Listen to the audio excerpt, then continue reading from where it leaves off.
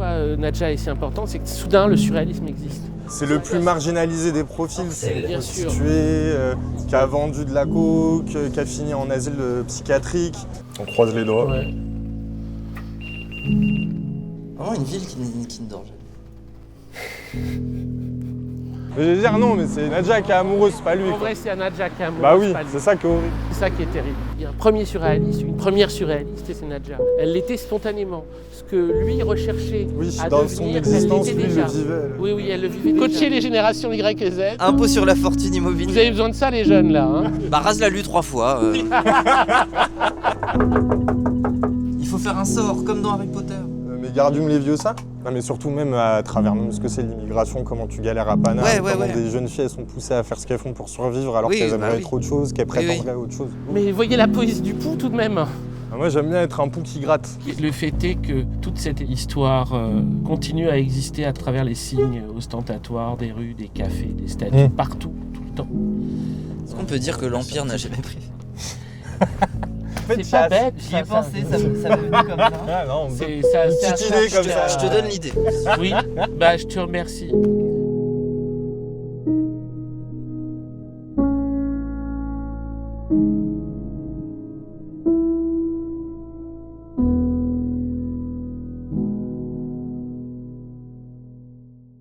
Paco, salut, ça va, tu vas bien? Oui, salut Elias, salut vous faites. Salut. Il fait pas très beau, mais en vrai je suis content de cet épisode de Sous les pavés Paris, parce qu'aujourd'hui on va parler des surréalistes à travers un roman d'André Breton. Ah toi t'as une version antérieure, le tien il a vécu. Oui, bah oui, c'est ça d'être vieux. Hein. L'édition est plus âgée que moi. Hein. Ce qui est assez rigolo, c'est que c'est un roman, mais du coup qui retrace une partie de la vie de Breton qui, sur une semaine, qui s'est vraiment passé dans sa vie. Qu'on pourrait limite dire que c'est autobiographique. Complètement. C'est un récit, mais c'est un livre très étrange avec en 3 parties. La première partie qui sont plein d'annonces éparses, avec des lieux, des moments, etc.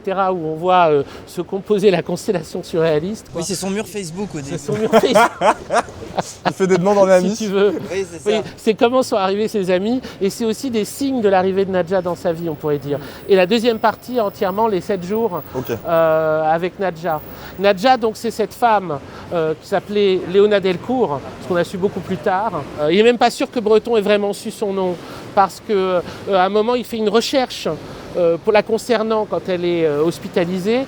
Et il cherche une Hélène Delcourt. Donc c'est pas clair, il n'a jamais dû l'appeler Léona en fait. Enfin, elle se faisait appeler Nadja.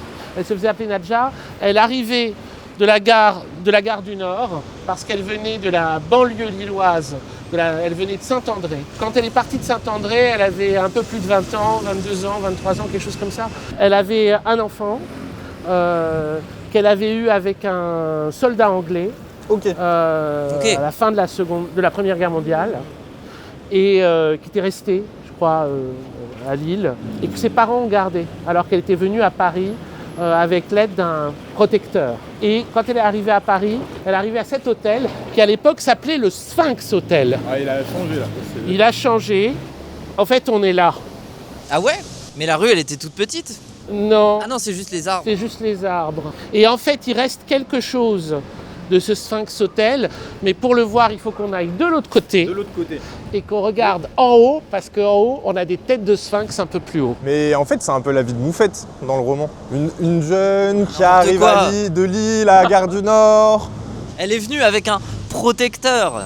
Bah, c'est la Zawa. Vous enlevez Tecteur et vous mettez Xénet, et je pense que c'est ça. Mais allons-y. On passe de l'autre côté. Nadja, ça voulait dire espérance en russe, apparemment. Oui, c'est Nadjina ou Nadjira, je crois. Et qui, en fait, c'est le début du mot espérance. Mais ça n'en est que le début.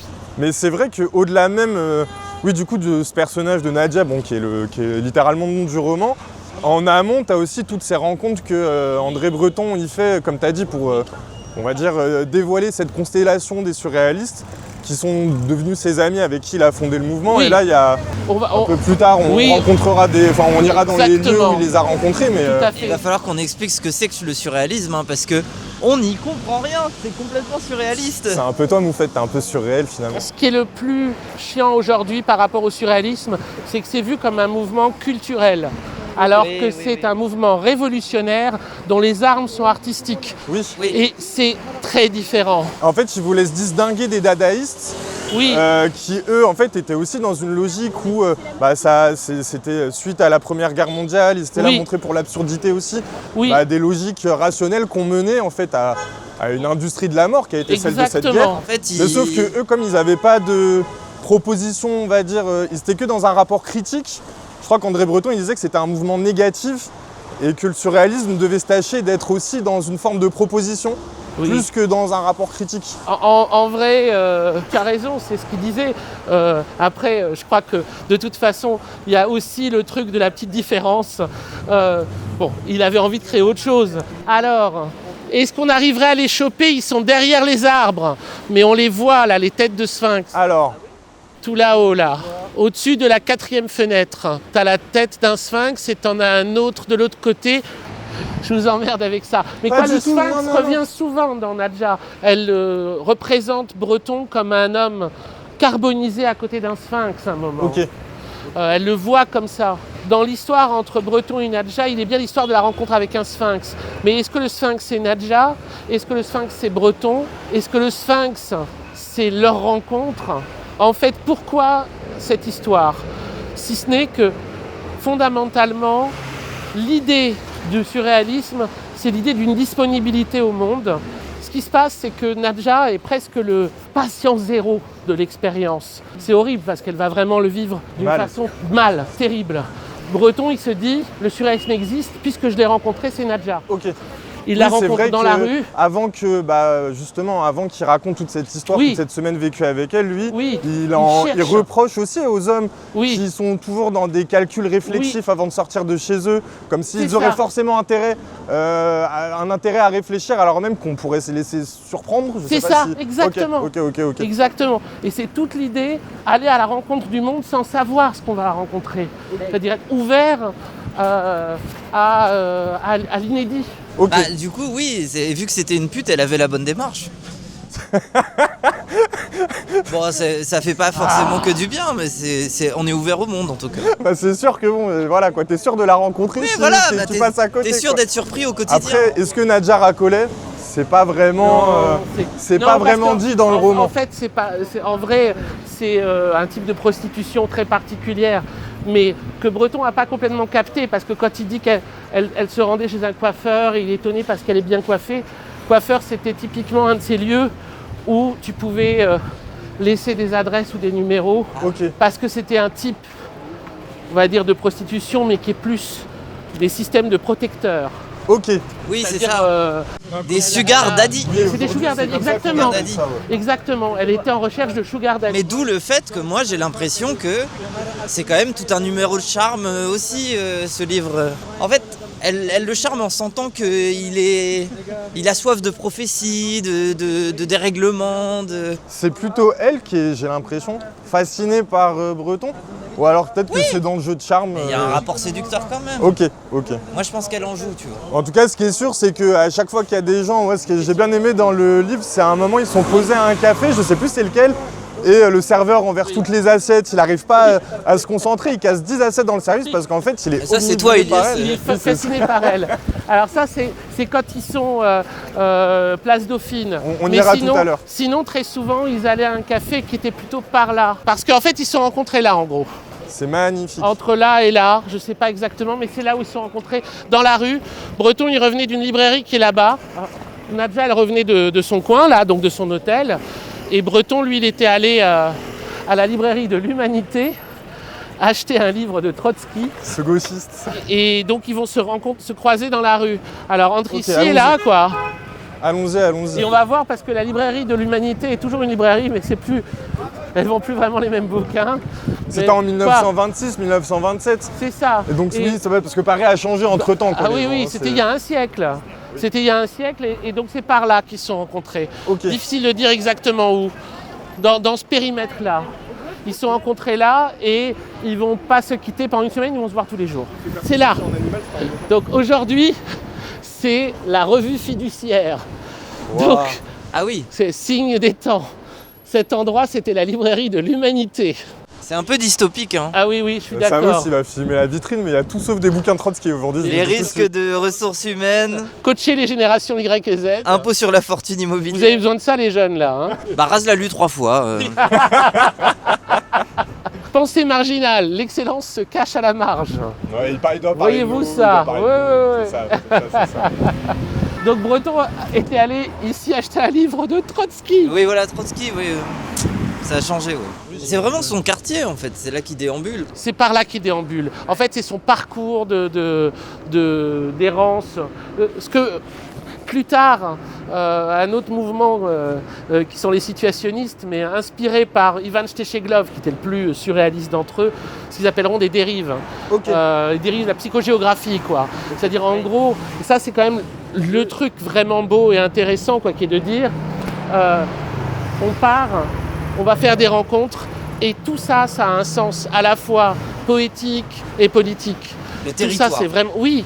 Et c'est des histoires de territoire aussi. Ouais, c'est ça. Oui, tout ça, en gros, c'est intuitif. Hein. Ils ne savent pas très bien ce qu'ils font, mais ils comprennent aussi qu'ils refont quelque chose qui circule depuis un moment. Et pour moi, on le voit déjà chez Nerval, dans les promenades de Nerval. C'est vraiment ça, en fait. En gros, tu pars à l'aventure et tu te dis, là, je vais trouver des solutions à mes questions. Dans L'amour fou de Breton, ce qui est beau, c'est qu'il explique, mais c'est aussi dans Nadja, hein, il va aux puces, de Saint-Ouen, parce qu'il cherche des objets qui résoudraient ses problèmes. Parce et il tombe sur la cuillère avec la bottine et le masque d'acier, et je sais pas si...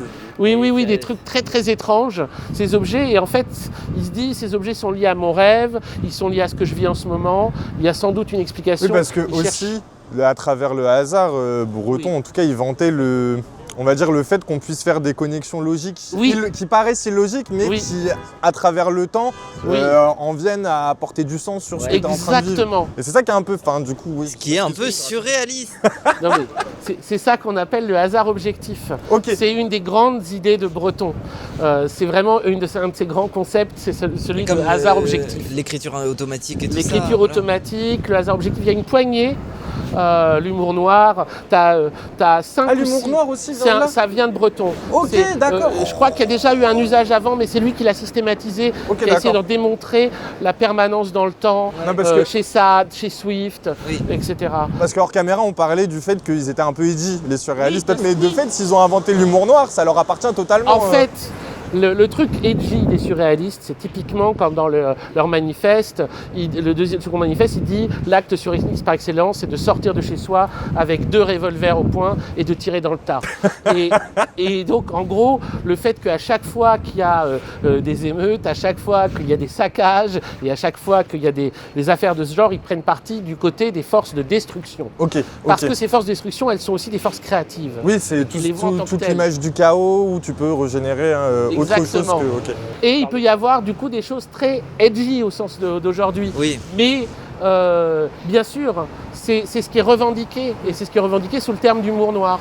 Et l'humour noir est vraiment passé dans le domaine courant, alors qu'il a fallu le formaliser, on va dire, et en montrer l'excellence de Sade et Swift jusqu'à nos jours. Et puis ce qui est drôle, c'est de voir aussi à quel point, historiquement, parce qu'on peut les classer quand même à gauche, même si eux, je crois qu'ils des fois ils se disent anti-progressistes.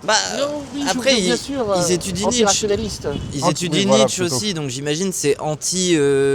Ils considèrent les droits humains relatifs, donc ils n'aiment pas le truc de juste les marteler comme une vérité et que ça doit se défendre. Ils veulent refaire une nouvelle déclaration des droits humains. Oui, pour une nouvelle déclaration des droits de l'homme. C'est un slogan, surréaliste. Pour une nouvelle déclaration des droits de l'homme. D'accord. Oui, parce que c'était les 2 phrases que Breton il reprend un peu pour, on va dire, donner un mot d'ordre pour le mouvement, c'est changer la vie de Rimbaud et transformer le monde de Marx. Il y a un marxiste d'aujourd'hui qui est souvent pas mal, qui s'appelle Michael Lowy, qui est un gros lecteur de Benjamin, etc. et qui avait forgé pour Benjamin et pour les surréalistes l'idée d'un marxisme gothique. Mais Breton était à mi-chemin entre Marx et l'anarchisme. Pourquoi et en général, gothique, j'imagine, parce qu'il y a tout cet imaginaire de châteaux hantés qu'ils adorent, du fantastique. Oui, c'est vrai. En fait, le roman noir aussi, oui, pardon. Il y a une détestation, en tout cas, du côté de la littérature communiste, du côté naturaliste. Du côté, oui, parce qu'eux-mêmes se détachent aussi du réalisme, qui se rattache indirectement au naturalisme. Oui. Bien sûr. Donc leur inintérêt d'une production artistique qui soit la pure description de ce qui est, du réel. Et eux, ils veulent la révolution avec l'imaginaire. Le merveilleux, comme le ils merveilleux. disent. Voilà. Oui. Exactement. Okay, Allons, rue Fontaine. Mais ce qui est fou aussi dans le roman, c'est à quel point... tu sais, moi je suis beaucoup plus habitué, tu vois, on a beaucoup parlé des romantiques, oui. etc. Oui, mais l'armée des romantiques, épisode 5. Il sera heureux. C'est quand d'ailleurs l'armée des romantiques. Ça n'arrivera jamais. Peut-être que si je le produis moi-même, mais... Non, mais en fait, ça laisse place aussi à beaucoup de descriptions. Chez Breton, justement, il n'y a pas tout ça. C'est qu'on passe d'un paragraphe à un autre, sans nécessairement comprendre forcément de quoi il est en train de parler au moment où il en parle. Exactement. Et c'est au fur et à mesure qu'on déroule... sa pensée, on va dire, qu'on comprend le tableau qu'il essaye de dessiner, quoi. L'effet descriptif, il permet aussi de plus facilement se projeter, aussi saisir l'objet en question. Moi, je dirais que le début de Nadja, qui est un des trucs qui m'a le plus fasciné, c'est totalement déroutant. C'est-à-dire que c'est une succession de séquences dont tu n'arrives pas à voir comment tu es supposé les raccorder entre elles. Oui, voilà.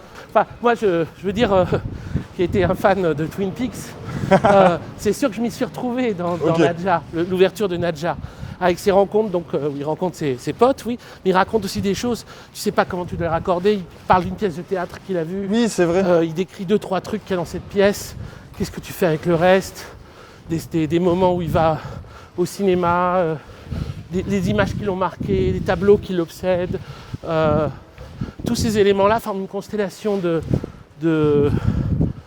pistes, mais tu ne sais pas vers où elles sont supposées mener. Et c'est ça qui est troublant, c'est que tout ça s'accumule jusqu'à un moment où on ouvre la partie 2 et Nadja arrive.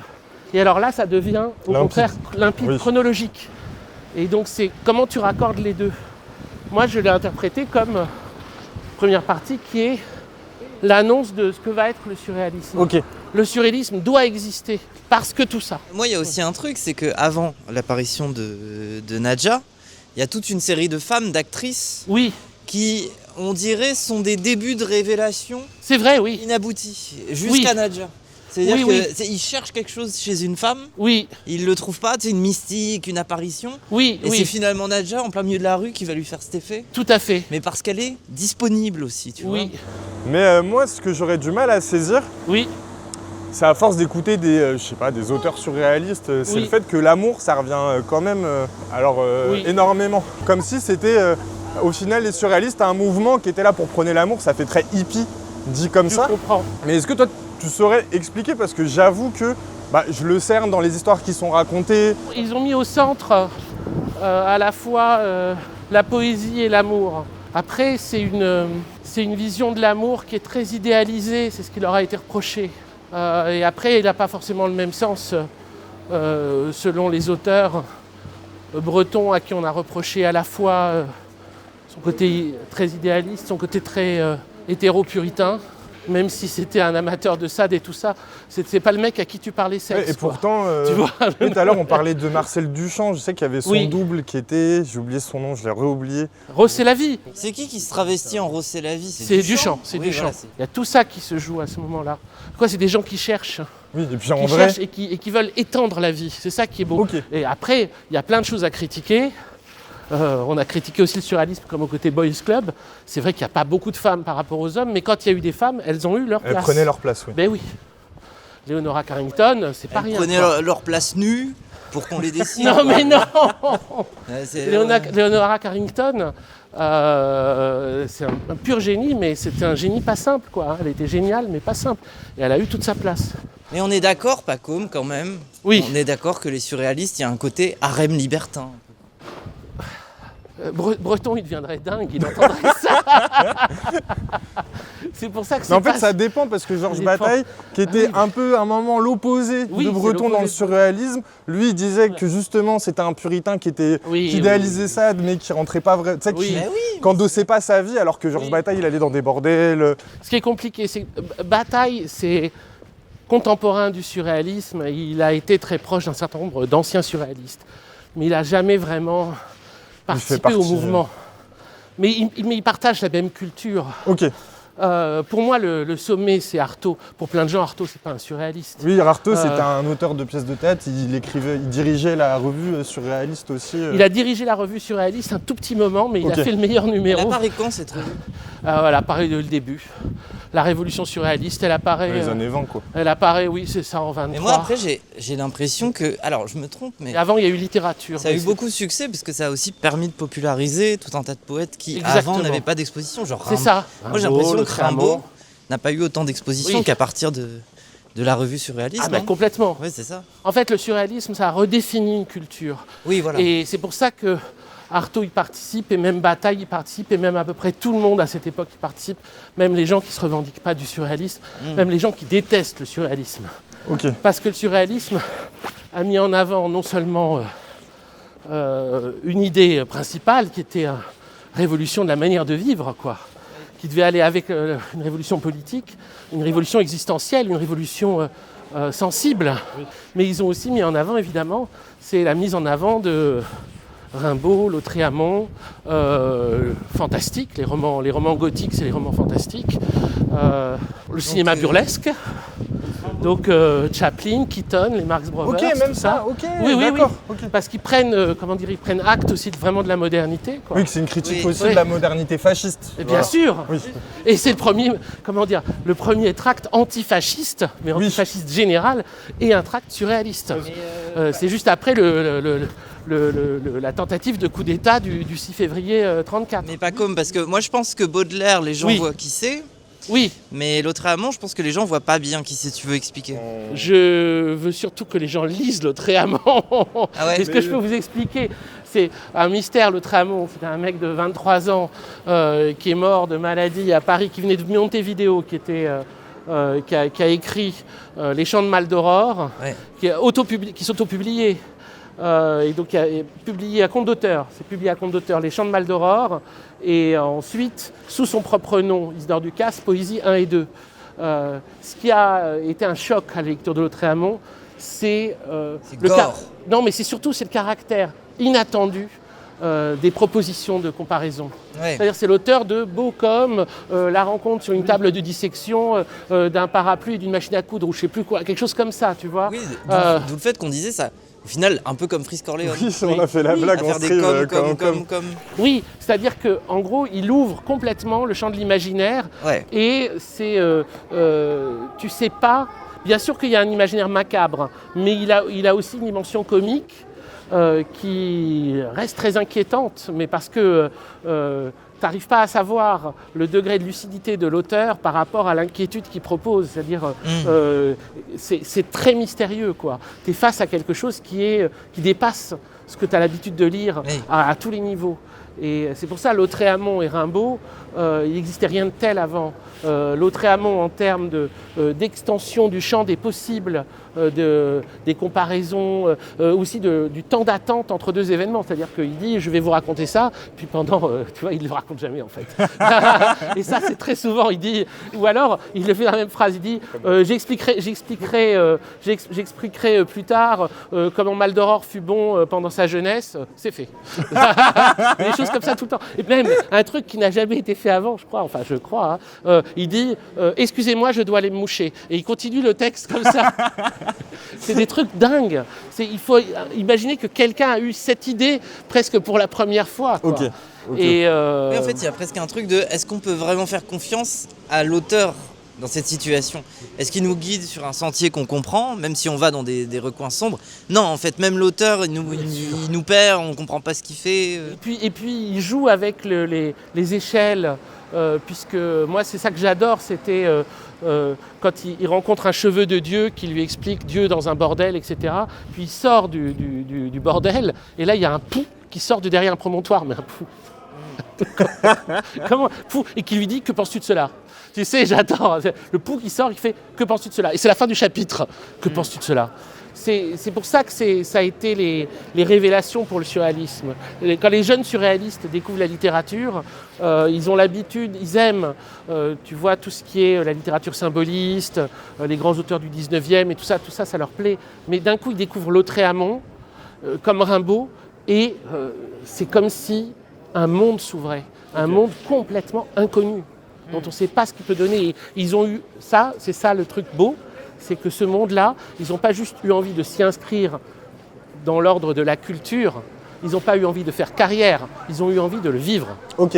Et Breton, en gros, quand il lisait Rimbaud, il sortait et il voulait voir la poésie de Rimbaud dans la rue. Mais du coup, quand Rimbaud dit l'accès à la poésie, c'est le dérèglement de tous les sens, oui. J'imagine qu'ils ont pris beaucoup de drogue, ils ont fait beaucoup de bêtises.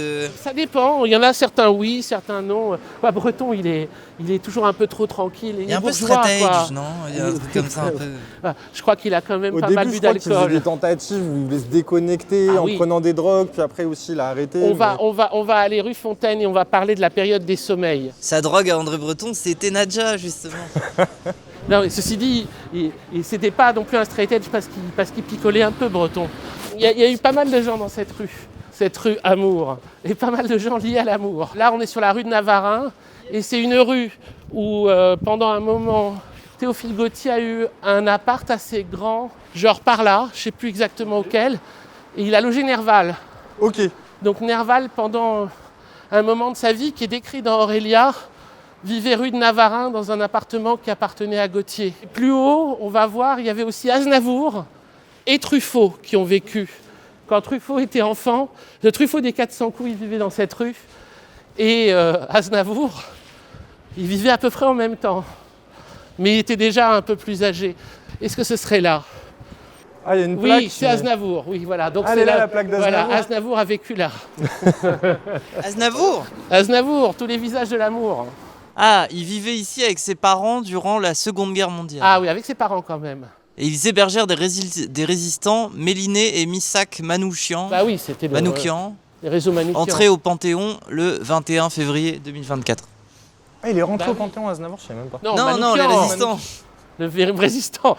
Aznavour, il a fait des belles chansons, mais est-ce qu'on rentre direct au Panthéon comme ça pour des chansons? Je leur ai donné, pourquoi pas, je leur ai donné un peu d'artistes dans tout ça. Là. Jacques Higelin aussi au Panthéon, je suis pas contre, hein, mais bon. Ah, mais toi, ça te dérange pas la figure du Panthéon? Enfin, le symbole si, je du déteste, Panthéon. en fait. Ouais, j'étais sûr. Je déteste. Parce que Bouba, il a dit enterrez-moi au Panthéon. Non, mais mon pauvre Bouba, ne va pas au Il dit des Panthéon. bêtises. Voilà, Truffaut était là. C'est là où il a passé son enfance, donc une enfance bien malheureuse. Dans cet immeuble. Oui, dans cet immeuble. Et il tourna son premier long métrage, Les 400 coups. Bah, il y en a des gens qui ont habité ici. Il y en a du monde dans ce coin. Bah oui, c'est un coin bien cool de Paris. Regarde, un institut anti-poux, c'est contre Lautréamont, salaud. Voilà, on parlait des du hasards poux. objectifs, Voilà. on parlait des poux, Un ils institut sont là. anti-poux. Anti-poux. Ouais, je comprends bien que c'est chiant d'avoir des poux. Mais voyez la poésie du poux tout de même. Ah, moi j'aime bien être un poux qui gratte. Qui vous dirait, que penses-tu de cela, s'il n'y avait pas des poux? Quand tu observes des choses bizarres et que tu t'en rends pas compte. C'est vrai. Que penses-tu de cela? C'est final, c'est un peu le chat quand je suis en stream, les poux. C'est que des petits poux. C'est que des petits poux qui viennent m'emmerder. Alors le chat, quand vous voulez emmerder Ilyes, écrivez-lui juste « Que penses-tu de cela ?»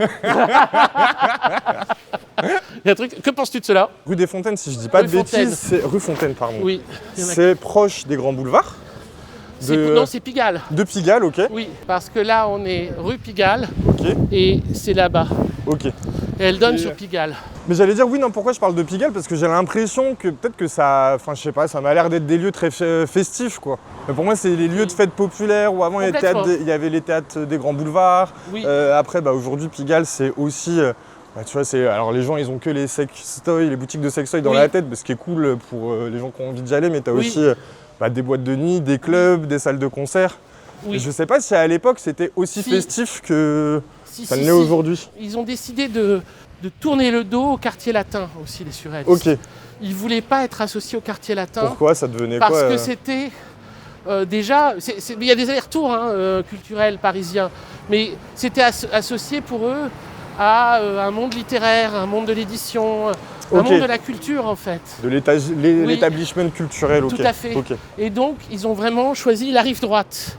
Et parce qu'il y a ce côté plus vivant, plus réel. Oui, mais ce qui est fou, c'est que ça s'est vraiment entretenu, on va dire, jusqu'à aujourd'hui, quoi.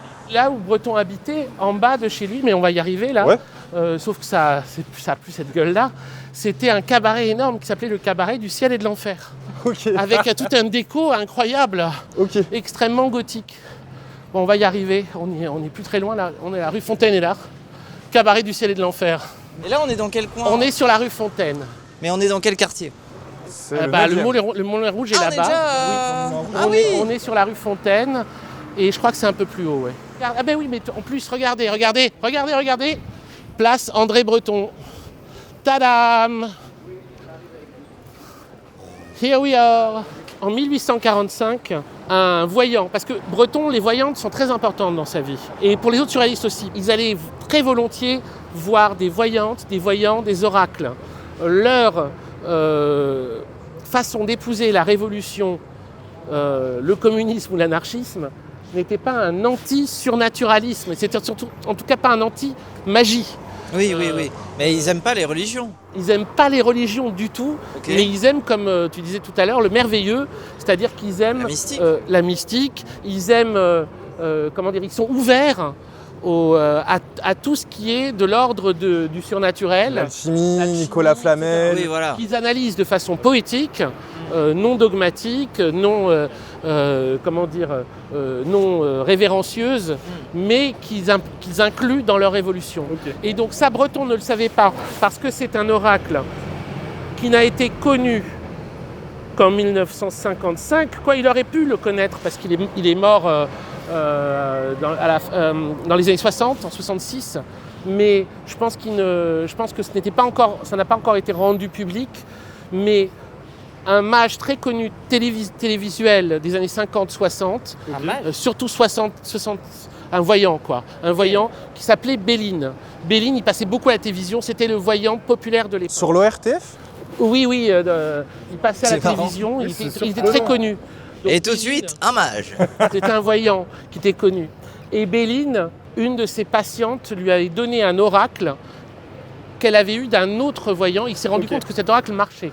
Moi, je connais un peu cette histoire parce que je suis ami moi-même avec une voyante qui est Maud Christen. Si jamais elle voit cette vidéo, coucou. Mais donc ça m'avait beaucoup intéressé cette histoire. Mais ce que j'avais découvert, c'était qu'ils étaient, donc les voyants, le voyant Edmond au 19e siècle, le voyant Béline dans les années 50-60, et Breton entrent dans la même rue et à très peu de numéros de distance. Donc au 30, on va aller voir le 30 pour le mage Edmond, après on ira au 42 devant chez Breton et ensuite au 45 devant chez Béline. On monte 30, 42, 45 et après on arrive au Moulin Rouge. Ici, Paco ? Oui. Je te l'avais déjà raconté, mais moi en fait j'ai fait trop la fête ici, j'ai fait trop de concerts qui m'ont marqué. Ah bah oui. Donc du coup tu sais, il y a un truc un peu cathartique et libérateur quoi. De très bons moments, de très bons moments. Moi aussi, j'ai passé beaucoup de bons moments dans le 9e. J'ai vécu dans le 9e pendant longtemps.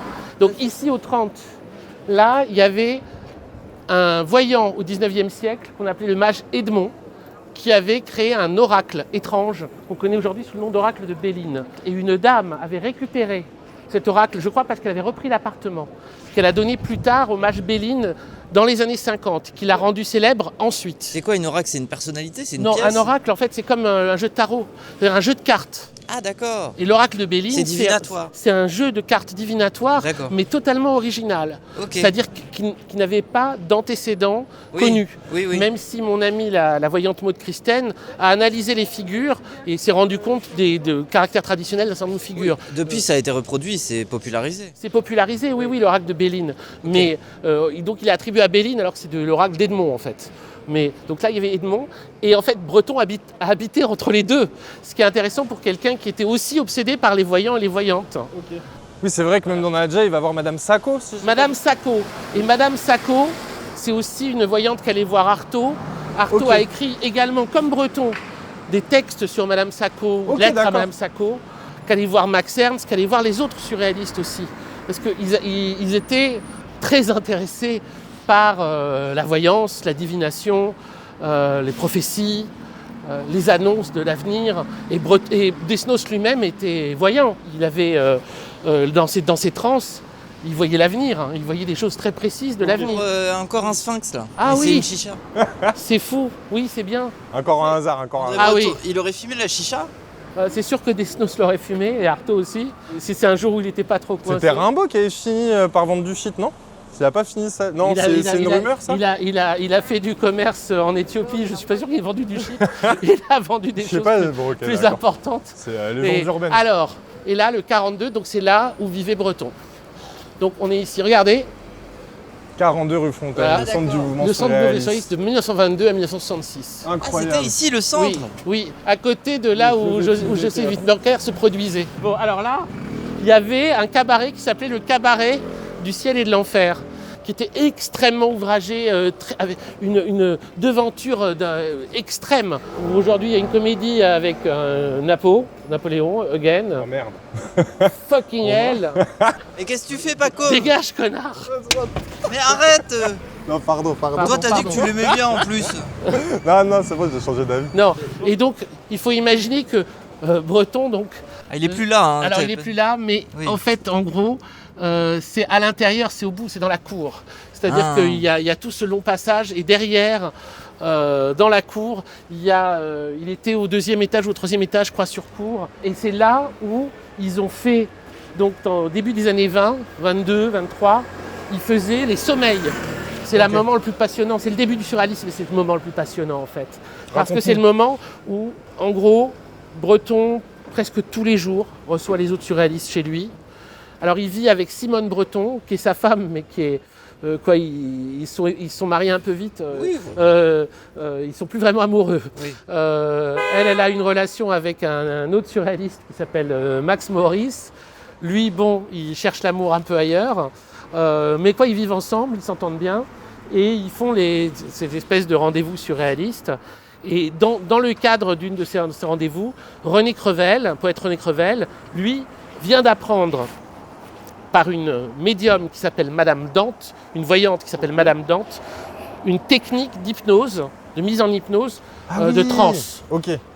Et en fait, il leur montre la technique et ils décident de la faire de façon sauvage. C'est Simone Breton qui les décrit dans des lettres à sa cousine. Sa cousine Denise, elle raconte ces soirées-là. Et elle dit que Crevel prend une voix terrifiante. Elle dit, on dirait l'autre amant, on dirait Maldoror. Il raconte des histoires, des meurtres, des visions très très inquiétantes. On a Benjamin Perret qui est ce surréaliste qui s'illustrera plus tard en rejoignant la colonne du Ruti en Espagne. Ok, donc vraiment un mec qui est capable de s'impliquer politiquement, sérieusement. Benjamin Perret, lui, c'est plutôt des rêveries un peu joyeuses, un peu émerveillées. Et Desnos, alors lui, c'est dingue. Puisque lui, il voit l'avenir des différents membres. Toi, c'est ton préféré?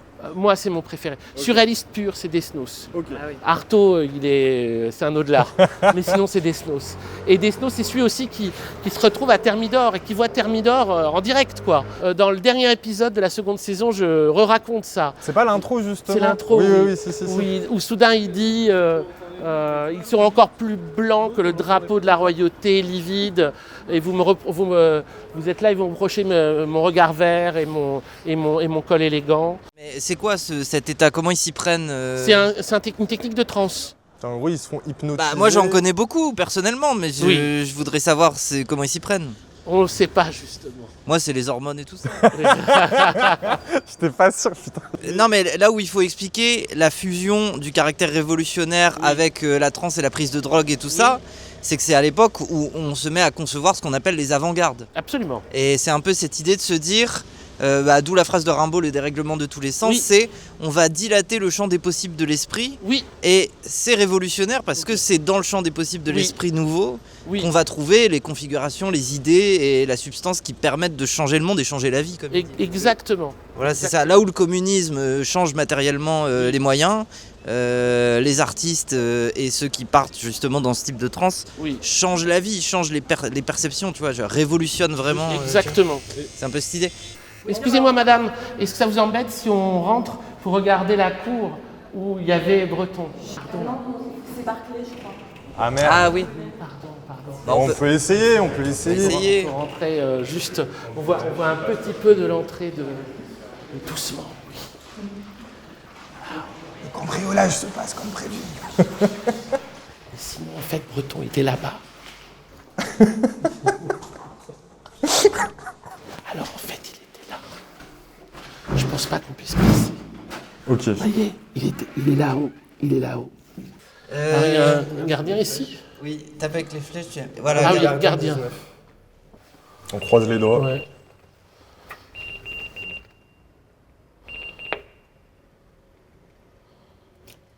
Ça sonne. Vraiment une ville qui ne dort jamais. Je crois que j'ai l'impression que ça sonne dans le vide. Hein. C'est pas grave, on aura tenté. Alors, On remonte? on remonte parce qu'on va aller au dernier hôtel de Nadja. Ok. J'ai pas terminé l'histoire des sommeils, mais en fait ça a dû être arrêté parce que ça allait trop loin. Une fois, Desnos a essayé de poignarder Paul Éluard en transe avec un couteau. Et une autre fois surtout, Crevel a initié un suicide collectif sous transe. Quoi? Et ils sont retrouvés à 20 à faire des nœuds de cordes, des cordes nouées, pour aller tous se pendre. Horrible. Menés par Crevel. On va pas se Alors, pendre, madame, Breton, vous inquiétez pas. alors Breton a réveillé tout le monde et il a dit on arrête les sommeils. Ça a duré que quelques mois. Ça allait trop loin et Desnos n'était pas content parce qu'il voulait continuer. Mais ça a dû s'arrêter. Là, il y a une boîte de nuit où il n'y a Ouais. que des femmes trans et des travestis. Le dimanche soir, on peut y aller. Ok, let's go. Mais c'est en mode libertin? Ou c'est juste boîte de nuit? Bah, on y fait des rencontres plus ou moins libertines. Ok. Oui, mais c'est pas libertin. Parce que moi, je me suis déjà fait alpaguer dans cette rue, C'est un même peu là. ghetto. Je pense que ça n'avait rien à voir, mais je me suis fait alpaguer en mode, je suis pas allé, ça peut te rassurer. J'aurais dû. Oui, t'aurais dû. Ah, moi, je suis trop pudique, je crois. Je suis un peu breton, quoi. C'est pour ça que tu l'aimes autant. Jeune œil cherche sa Nadja. Oui, c'est un peu ça. Hein. Mais je vais dire, non, mais c'est Nadja qui est amoureuse, c'est pas lui, En quoi. vrai, c'est Nadja qui est amoureuse, Bah oui, pas lui. c'est ça qui est horrible. C'est ça qui est terrible, bien sûr. Et en vrai, Breton, c'est pas un œil. Breton, c'est pas un œil. Non, il a des côtés très bizarres et tout, mais il est d'un pouvoir de séduction Oui. inouï. Oui. T'as tout le truc où Nadja, elle est fascinée, oui, par le fait qu'il soit artiste, qu'elle lui fait lire des textes, notamment même Rimbaud. Et elle le décrit pour qu'elle l'adore pour sa simplicité. Oui. C'est ça qui est particulier, alors que bon, de ce qu'on est en train de décrire depuis tout à l'heure, ça a l'air d'être tout sauf quelqu'un de simple. Et pourtant, même. Abordable. C'est quelqu'un qui est abordable. C'est une personne que les gens peuvent aller voir, il ne va pas les envoyer chier. Oui. Il va les écouter. Oui. C'est ça le côté simple. Regardez un peu l'ambiance. Le zèbre est spécial. Alors, Le lion. le lion, le lapin qui sert de chaise. Ou alors mais lui il fait une drôle de tête, donc je crois qu'il s'amuse avec les parties. Mais c'est un peu. C'est pas, pas Dali un peu juste. Bah, oui, c'est ce que j'allais dire, il a la gueule Dada. de Dali. Il a la gueule de Dali. Ah, le tigre, Et alors il est ce en train tigre de... faire une Mais il bulle. fait des bulles. Il fait des bulles. Oui, il fait des bulles, ouais. Fume du shit, fume du bon shit qui bulle. C'est surréaliste quand même. Bah non, mais surtout en plus les tigres c'est vu comme des méchants et là il fait des trucs d'enfants, c'est cool. Ouais, ça je pense c'est un Alors bon exemple de c'est la cet démarche arrêt de surréaliste. bus. Ah, dis donc, j'espère que je vous ai pas amené un arrêt de bus avec un bus qui passe pas le dimanche. C'est vrai qu'on est dimanche. On va vérifier tout de suite, mais c'est cet arrêt de bus qui nous amènerait juste devant chez Nadja. Ben, le voilà, c'est bon. Oh, parfait. Allez, direction le bus. Oui. Bonsoir. Comme ça, on est citoyen. Mais moi je fraude. Oui, moi aussi. Mais il a raison. Faut s'assagir à un moment. Ouais. Et si jamais il y a des contrôleurs, Pacôme, Oui. tu leur parles, tu leur racontes tout sur André Breton pendant qu'on court. Tu leur parles longuement de tout. Ok. Je regarde mise en situation, je suis contrôleur, vos papiers. Oui, on va voir l'hôtel Becquerel, l'hôtel de Nadja, qui était transformé en hôtel Harry Potter. Non, mais Ah oui, c'est vrai. Ça, c'est une dinguerie. C'est une dinguerie que ce soit transformé en Harry Potter. Mais Harry Potter, c'est bien. Mais non, mais après, c'est aussi parce que tu as des patrimoines historiques dans la ville et que la ville préfère les laisser à ce genre de récupération que les préserver. Tu vois. T'es contre le changement, en fait, toi. T'es conservateur, en fait. Malheureusement ou heureusement, il n'y a aucun monde où la France considère que cette femme Nadja fait partie de leur patrimoine. C'est le plus marginalisé des profils, c'est une Bien sûr. prostituée qui a vendu de la coke, qui a fini en asile psychiatrique. Alors Et que surtout là où, qui n'a pas produit une œuvre qui pourrait vendre culturellement. hormis ses dessins, mais bon. Bec BD a fait ça, pourtant. Il a fait quoi avec BD? Bah, il a fait tout ça, quoi. Oui, c'est vrai, il a pas de... Mais pour lui, ça a marché, quand même. D'ailleurs, moi, je pense, Pacôme, C'est pour que ça. 99 francs, c'est comme une Bible pour moi. Pour toi? Ouais. Pourquoi? Bah, parce que ça dénonce beaucoup de choses sur la société. Waouh. Et bah si, notamment, ça a été le premier à dire, le précurseur de dire que la publicité nous manipulait. Oui. Tu veux dire 100 ans après à peu près tout le monde? Oui, mais lui, il a fait avec En plus, il y a style. eu un clash chez les surréalistes avec Dali, qui a fait des œuvres surréalistes pour de la pub Tout à fait. et promouvoir des marques, je sais pas lesquelles après, et genre ils sont clashés avec Breton. Et c'est quoi son acronyme que Breton lui a donné à Dali? Avida Dollar. Avida Dollar. Bah, c'est un peu vrai. Pour moi, c'est un influenceur, en fait, Dali, à la différence des autres, tu vois. Disons que c'est celui qui a joué sur le trait edgy. Dali n'avait pas de fibre politique. Oui. Ce qui fait qu'il a pu jouer d'une façon très amusante d'ailleurs, hein, mais avec, comme s'il aimait les figures tu vois, fascistes, tout ça. Dire Hitler, mais je le trouve excitant parce que sa peau est laiteuse, etc. Oui. Tu comprends bien que c'est pas un fasciste, mais tu comprends bien aussi que toute la dimension politique réelle, il s'en fout. Et puis il a une indifférence à la souffrance d'autrui. Oui, c'est ça. Au moins professé. C'est pour ça qu'il a un côté edgy. Au moins professé. Et un goût de l'argent. Il dit qu'à part Gala, il n'y a rien qu'il aime plus que l'argent. Gala, c'est sa femme. Il dit, après Gala, il n'y a que l'argent. Mais il a des côtés qui sont évidemment très drôles, quoi. Il déteste les enfants. Et tout ça. Même parce que je pense Il a un côté, c'est de la provocation. Il a dépolitisé le surréalisme. et que comme ça. aussi, on va dire dans la culture populaire, c'est l'auteur qui est resté le plus à travers l'époque, tu vois. Moi, je pense que je parle autour de moi de Dali, tout le monde connaît Breton, Bien sûr. c'est un peu moins le cas malheureusement. Tout à fait. Parce que justement, je pense qu'il y a ce truc un peu qui Commercial. match plus avec l'esprit de l'époque et aussi tout ce que tu es en C'est train de plus raconter. facile à récupérer Et aussi. surtout parce qu'il a eu une intelligence des médias, Oui. ce que n'avaient pas les autres. Comme il avait un souci de publicité, il a réfléchi à comment est-ce qu'il pouvait utiliser les médias en sa faveur. Et donc il a tout le temps fait le buzz. Ok, C'est Mister c'est ça. Buzz, Dali. ok, Il fait d'accord. n'importe quoi, c'est le buzz. Il y a toujours une idée. Moi, je suis plus du côté de Artaud, de Desnos et de Breton, mais je dois reconnaître l'inventivité De Dali, de ouais. Dali pour ça. Après, moi, je ne suis pas un fan de son art. Hein. C'est pas par rapport à la peinture surréaliste. Je sais qu'il avait peint une forme de... Il avait dit à Breton qu'il voulait le sodomiser quand il se clashait justement sur ce truc d'Avida Dollar Oui. et qu'il l'avait dit « Ah mais j'ai rêvé de toi en train de te sodomiser ». Il avait dessiné le tableau avec Ouais, ouais. Non, mais typique. C'est typique. de la C'est-à-dire qu'il provocation. il était dans un rapport de provocation. En gros, il essayait de les défier comme ça. Dali? Oui, simplement. Oui, mais il était nul. En fait, En tout cas, c'est pas le plus surprenant en termes de proposition esthétique. À mon goût. Oui, oui, oui. À mon goût. Merci monsieur. Merci monsieur. Merci monsieur. Merci. Alors, donc on n'est plus très loin. On va y arriver. Donc ça, on est sur la rue Becquerel, la rue du dernier hôtel dans lequel vivait Nadja. Nadja a pas cessé de bouger d'hôtel. Oh non, hein! Tu me portes sur ton dos. Alors on va voir le dernier hôtel de Nadja. Si elle devait monter ces escaliers à chaque fois, je comprends qu'elle soit morte. Hein. Oui, elle parle de quand elle remonte Solette, les escaliers. Et alors en fait, cet hôtel, qui est le dernier hôtel où elle a vécu avant de se faire interner, c'est ça qui est troublant. Alors ça doit faire partie du lore Harry Potter. C'est les Serpentards, je pense aussi. Mais pourquoi c'est troublant? Nadja, en fait, elle fait un portrait de Breton avec un serpent. Ok. Elle l'associe au serpent. En fait, elle a fait une dernière crise, quelques mois après la fin de la relation avec Breton. Breton, en gros, c'est une histoire d'amour qui n'a pas eu lieu. Il y a eu quelques baisers quand même. Il y a eu des baisers, ils ont passé une nuit ensemble à Saint-Germain-en-Laye. Dans la forêt, oui. Et après, Breton, c'était fini.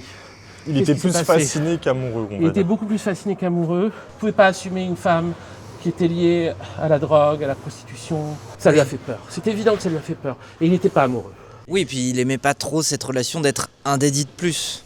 Et puis, parce qu'il a pourvu, il lui a filé de l'argent à des moments. Il a vendu un tableau pour lui donner de l'argent, oui, voilà. etc. Donc en gros, il a voulu transformer leur relation en une relation d'amitié, s'intéresser à ce qu'elle écrivait, dessinait, mais elle était tombée amoureuse.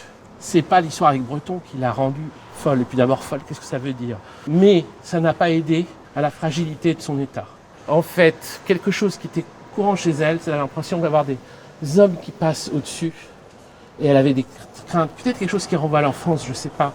Mais quand ils sont ensemble dans le train... Oui, il a peur d'être surveillé par des hommes, mais après ce qui est drôle, c'est qu'il y a plein d'hommes qui lui disent bonjour, qui lui font des baisers, et tu rattaches forcément le fait que ce soit une jolie femme, avec un regard bouleversant. Ou que ça soit des clients. Quand tu es tout le temps dans la rue comme ça, au bout d'un moment, on te connaît, genre on te repère, tu vois. Et après, juste sur ce truc d'observer dans le train, André Breton dit voir la personne. Oui. Il y a bien une personne qui regarde tout à fait par-dessus. Et alors par contre, ce qui s'est passé, c'est qu'elle a fait une crise dans cet hôtel où elle vivait, hôtel Becquerel, et elle a dit qu'il y avait des hommes sur le toit. Et en fait, la gardienne de l'hôtel a appelé la police ou le service des urgences, et elle a été immédiatement envoyée à l'hôpital, puis un hôpital à Bailleul, à côté de là où vivaient ses parents. Et donc, elle a terminé dans un asile et elle est morte dans cet asile. C'est un hôpital plutôt bourgeois, c'est ça? Je ne sais pas s'il décrit l'hôpital. Il n'a pas pu y aller à cet hôpital. Il dit qu'il ne veut pas y aller, mais en réalité, Esther Albach a fait des recherches là-dessus, qui a écrit le très beau livre sur Nadja, Léonie Delcourt, héroïne du surréalisme. Oui. Et elle a vu qu'il avait essayé, qu'il avait pris des contacts, etc. En réalité, à ce moment-là, c'était très contrôlé, seule sa famille pouvait y aller. Et même sa famille n'y est pas retournée, ce qui est horrible. C'est-à-dire qu'il y a un moment où sa fille a craqué, a eu peur, parce que les asiles de l'époque, c'est vraiment l'enfer. Oui. Puis on ne peut juste pas y aller. On n'y met pas que les gens qui ont un problème psy, on y met aussi les indigents, les pauvres, les marginaux, les maladies vénériennes, tout ça, ça y passe. La guerre arrive, et alors quand la guerre arrive, il n'y a même plus de moyens. Et même surtout tous ceux qui en ressortent aussi. On arrive à en sortir de la guerre? Non, des asiles. Artaud. Il a été dans une clinique privée. Non, mais il va dans une clinique privée à la fin. Ok. C'est pas pareil. La clinique d'Ivry-sur-Seine, il a les clés, on s'occupe de lui, mais il est libre. Et puis il n'y a pas peut-être cette considération de folie, tu vois. Non, mais qui donne des pages magnifiques de Breton qui justement fait pas une ode à la folie, mais du moins qui justement dit qu'il préfère que cette folie trace une forme d'humanité chez les gens que l'État ne veut pas voir, voire même qu'il veut réduire pour éviter que ces gens sortent du rapport à l'aliénation, parce qu'il y a aussi plein de critiques des gens qui travaillent. Vraiment, ce qui est rigolo, c'est que Nadja dit on dirait qu'elle est fascinée par les gens du quotidien en allant dans le métro, et lui il dit non mais je comprends pas ce qu'elle a avec, mais peut-être c'est ça qu'elle recherche, c'est cette normalité des gens aliénés. Et toujours le Breton un peu edgy, mais que je trouve très touchant, il dit si jamais j'étais interné, le premier moment de lucidité que j'aurai, j'utiliserai la première arme qui viendrait sous la main et je tuerai mon psychiatre. Oui. C'est vraiment, tu sais. Et en fait, il y a des psys qui l'ont très mal pris. Et tu peux imaginer, et qui ont dit, qui se sont plaints dans une revue de psychiatrie, en disant, il y a des livres qui sortent avec des phrases pareilles, et nous, on fait rien. On fait rien. On laisse passer. Vous faites rien, vous inquiétez pas, si, vous faites en sorte que, vous contrôlez bien les gens. Et cette opposition, du coup, entre fascination pour la psychanalyse que Breton pouvait avoir, où il est parti rendre visite à Freud, même si ça s'est pas très bien passé, même s'il a pu le critiquer par la suite, justement pour aller voir qu'est-ce que sont les désirs profonds, qu'est-ce qui se passe dans la tête qu'on ne conscientise conscientise pas forcément vis-à-vis de cette contrainte qui est liée à la psychiatrie où justement on veut faire tout sauf faire en sorte que ces désirs-là ressortent, quoi. Parce qu'on a parlé des avant-gardes, mais un truc qui va vraiment troubler le siècle, c'est Freud, c'est l'inconscient. Oui. Et le surréalisme, évidemment, tire parti de ça. Prétend explorer cet inconscient, justement. Cet hôtel dans lequel Nadja a été attrapée par la police ou par les services d'urgence est toujours un hôtel, sauf que c'est devenu un hôtel thématique Harry Potter et que par association thématique Harry Potter, ils se sont retrouvés à faire ce serpent.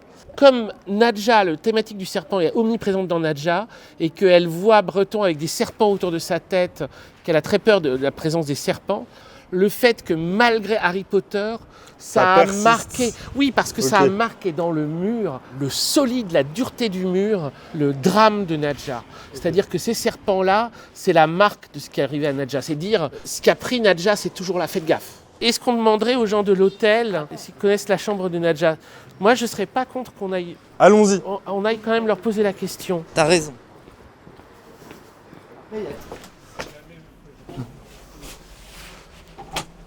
Ah non, ça s'ouvre pas, ça. Il n'y a pas de quoi sonner. Il faut faire un sort, comme dans Harry Potter.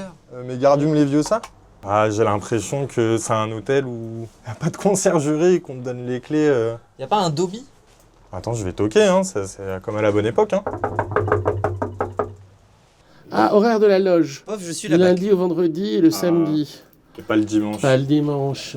Pas de chance. Voilà, donc on est arrivé où en fait se termine provisoirement l'histoire de Nadja. Parce que Nadja, même si après, évidemment la vie de Nadja est terrible, la trace qu'elle laisse à travers ce livre qui est un livre qui peut créer du malaise, qui est dérangeant, il y a quelque chose qu'on peut considérer comme vampirique aussi. Oui, Le fait que Breton, lui, s'en sort avec un chef-d'œuvre, elle s'en sort pas. Il y a un déséquilibre des forces, mais elle lui demande. Elle lui demande d'écrire ce bouquin. Elle lui demande d'écrire ce Elle lui dit, tu écriras ce bouquin, s'il te plaît, prends-moi un nom d'emprunt, sera-t-il arabe, sera-t-il quelque chose? C'est ça, elle fait, tout s'efface de nous, il faut que quelque chose reste. Bah oui. Donc cette trace-là, quel que soit le caractère dérangeant que ça provoque, c'est encore, parce que c'est comme le nom de Nadja. L'espérance, mais seulement son commencement. Le commencement de l'espérance, mais ça n'est que son commencement. C'est l'espérance d'une vie pleinement vécue dans un mode poétique. Donc c'est une révolution dans le mode de vie. Mais c'est juste sa possibilité et immédiatement son échec. Et puis c'est surtout, c'est pas seulement Nadja, c'est que là on se balade dans Paris, mais des Nadja il y en a des centaines. C'est-à-dire des personnages un peu propulsés dans cette ville, un peu perdus, qui se débrouillent, qui rêvent d'être là, qui ont une sorte de fantaisie à propos de ce qui leur arrive, à propos des signes qui sont sur son chemin. Parce que j'ai l'impression que je dis des bêtises, hein, mais il y a moins le côté Rastignac en mode là, elle a pas le choix. Non, dans le truc de, c'est pauvre, elle arrive, ses parents qui lui disent va là-bas, elle a pas de thune, elle court après la thune. Pour moi, les Nadja d'aujourd'hui, je sais pas, elles sont nigérianes ou quoi, tu vois, genre, elles débarquent, c'est système D, elles fantasment sur la ville, elles voient des signes, c'est la fantaisie. Je vois tu vois, tu vois ce que je veux dire? Oui.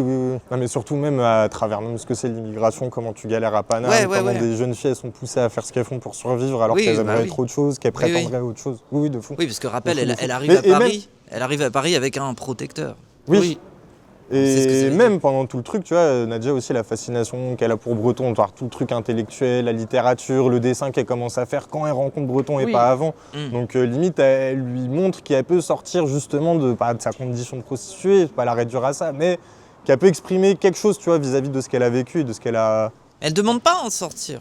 Elle demande pas de s'en sortir, elle demande juste à être aimée en tant que telle. Et c'est ça qu'il peut pas lui apporter. Oui. Donc c'est quand même une non-rencontre. Mais sur un bord où ils ont pu se rencontrer un moment, en tout cas ils ont pu voir quelque chose apparaître sur une semaine, le moment où, lorsqu'il parlait, la ville ressemblait à ce qu'il disait. C'est-à-dire, elle dit quelque chose, elle dit ce jet d'eau, c'est comme nos pensées. Oui, magnifique, c'est magnifique. Oui. Et même en comparant le feu et l'eau, justement, pour montrer à quel point ce jet d'eau, c'est une flamme comme l'amour. Et après, en opposant du coup l'or et le feu, incroyable. Le feu et l'eau, c'est la même chose. Le feu et l'or, c'est complètement différent, c'est ça qu'elle dit. Oui, c'est ça. Oui. Et toutes ces choses-là, et le fait qu'à chaque fois qu'ils se retrouvent quelque part, il y a il y a une résonance entre ce qu'il recherche et ce qu'il voit. Et en fait, ça se fait par la rencontre. C'est-à-dire que Breton tout seul ne peut pas vivre le hasard objectif. Breton avec Nadja peut vraiment le vivre. Et à ce moment-là, il laisse la séduction prendre le dessus de façon équivoque. Mais il dit après, non, c'est pas l'amour. Pour elle, c'était l'amour. Et si pour Breton, c'était pas plus la peur que l'amour, ce puisse être ça. Breton, moi je ne suis pas là pour dire il a tort, il a raison, etc. Il y a des choses à critiquer, il y a des choses à prendre. Ce qui est intéressant, c'est comme proposition d'ensemble et après tout vers quoi ça peut partir. Et moi, l'impression que j'ai, c'est que malgré tout, il a eu peur de ce qui était possible aussi. Il n'avait pas forcément envie d'être dans ce rôle-là, mais il a entrevu quelque chose dans potentiellement ce qui était une rencontre avec Nadja. Okay. C'est-à-dire que malgré tout, après, il va essayer de vivre ça dans l'amour, avec l'amour. Ça va pas fonctionner des masses. Breton et l'amour, c'est quand même des histoires, à part la dernière, à part Elisa Breton, avec qui il est resté jusqu'à la fin de sa vie, mais qu'il a rencontré quand il était au bout du bout aux États-Unis, où en gros c'est fini, c'est un loser, un has-been et tout ça. Et là, il rencontre une femme avec qui ça se passe très bien, mais avant, c'est des non-rencontres aussi. Mais parce que ce qui est recherché est intéressant.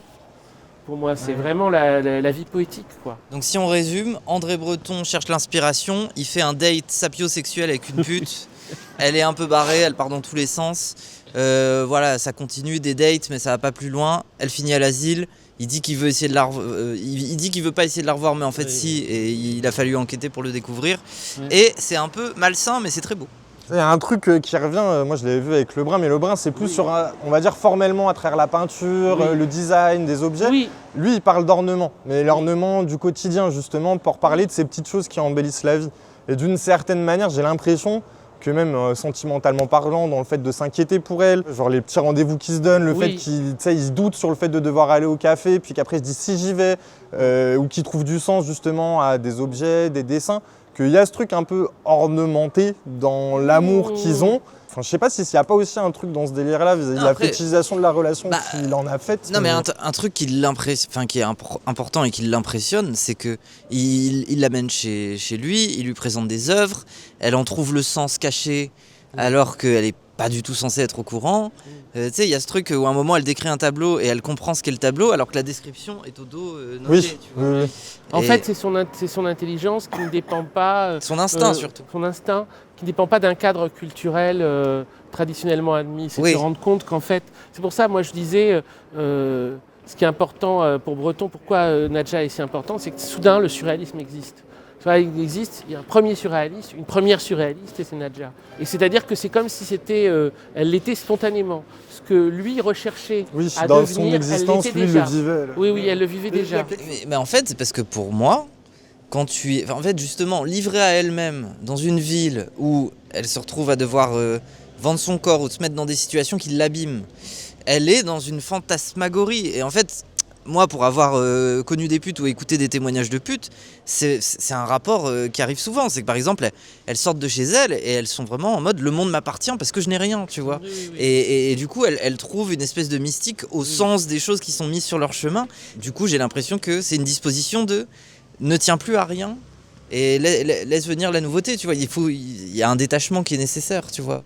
Surtout le truc qui est tragique, c'est que c'est une poésie qui arrive qu'à partir du moment où tu n'as plus rien. Tu vois, les grands poètes comme Nerval, Rimbaud à sa manière, même si après il va devenir, ce type qui va faire du commerce en Éthiopie, etc. C'est quand même des gens qui vivent des vies d'extrême dénuement. Et donc pour eux, la poésie devient une nécessité vitale. Tandis que les jeunes surréalistes, c'est quand même des jeunes gens qui viennent de la bourgeoisie. Et ils veulent cette vie-là. Et cette vie-là, elle a un prix. Alors certains vont le payer, ce prix-là. Desnos, il va le payer. Il va le payer par la résistance et parce que le fait qu'il va être envoyé en camp de concentration. Donc il l'a payé très très cher. Artaud, parce que Artaud, ça va être... la psychiatrie, l'asile. La psychiatrie, l'asile. Et puis d'autres. Il y en a d'autres qui ont eu des destins similaires, plus dans les marges, comme Sonia Mossé aussi, qui était en camp de concentration. Elle, carrément, je me demande si c'est pas Auschwitz. Tandis que pour un certain nombre d'autres d'entre eux, Et on peut le comprendre parce qu'on ne souhaite à personne la vie terrible. Oui. C'est est-ce qu'on peut trouver cette nécessité malgré des vies plus tranquilles? Est-ce que ces vies tranquilles C'est les compliqué. permettent? C'est compliqué. Bah oui, bien sûr que c'est compliqué. Parce que c'est, je vais redevenir deleuzienne, déterritorialisation. Oui.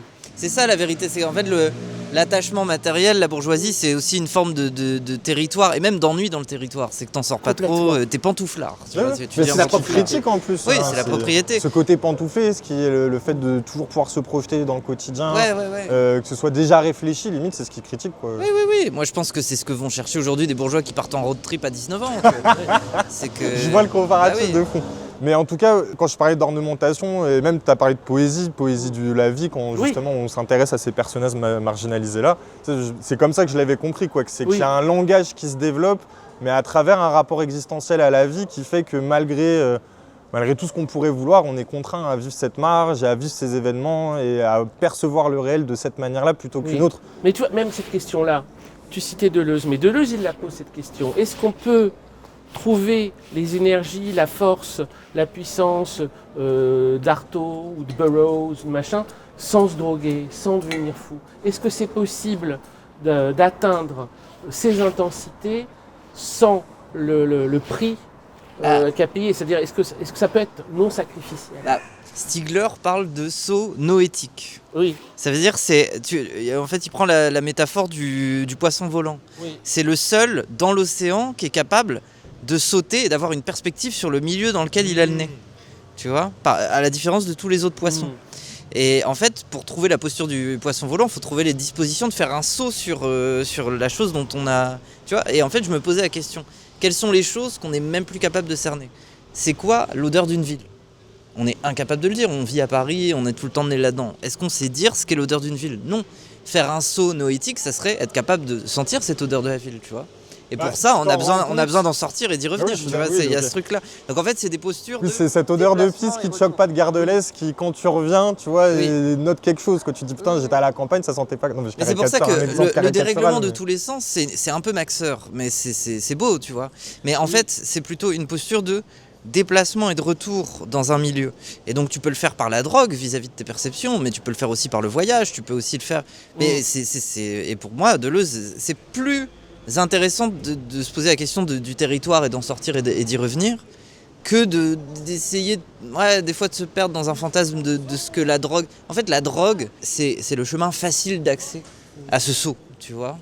Et il comporte un certain danger. Là où je serais pas d'accord, c'est que tout le monde ne vit pas l'expérience de la drogue comme toi. Tu vois, on peut, même comme les surréalistes ont pu essayer peut-être d'utiliser. Tu sais, il y a des gens qui ont une utilisation, je ne vais pas dire conventionnelle, mais on va dire qu'il y a des traditions vis-à-vis, par exemple, rien que l'alcool, et que tu vas pas vouloir faire... C'est plus vraiment des sauts, du coup. C'est des territoires. Exactement. Mais là où il y a des gens qui, à travers des prises de drogue, et même en devenant drogués, vont, tu vois, même courir perpétuellement à travers ce saut dont tu décris. Mais en vrai, je vois aussi ce que tu veux dire. Après, sans le trouver souvent, c'est ça qui est... Ça dépend, parce que tu vois, tu parlais de Deleuze, lui, il dit justement que c'est toujours à la recherche de cette première sensation, de premier saut, même si on peut retourner à ton allégorie. Oui. Mais en fait, pour moi, si les bourgeois bandent sur la marginalité, c'est parce qu'ils cherchent le saut. Oui. Tu vois, de sortir de leur milieu. Le tragique bourgeois, c'est de ne pas faire beaucoup de rencontres avec ce type de saut, et c'est de fantasmer ceux qui l'ont vécu. Le tragique bourgeois, c'est de pouvoir être émerveillé. Oui. C'est pour ça, le truc de Breton, le merveilleux est toujours beau, le beau est toujours merveilleux, c'est le merveilleux. C'est la vie qui devient monotone, qui devient monochrome. C'est le bonheur pépère, le bonheur grisâtre. Ouais. Parce que tu vois, après il y a des formes encore plus extrêmes. Je crois que c'est chez Genet où il y a ce truc-là, où il y a seul celui qui a tué peut enfin voir la poésie parce qu'il est dans une vie qui est irréparable, irrémédiable, il n'a plus que ça. Tu vois. Donc toute la figure de l'assassin chez Genet, c'est celui qui a plus rien, quoi. En fait, moi je m'interroge justement sur cette culture du meurtre ou des tueurs en série et tout ça. Oui.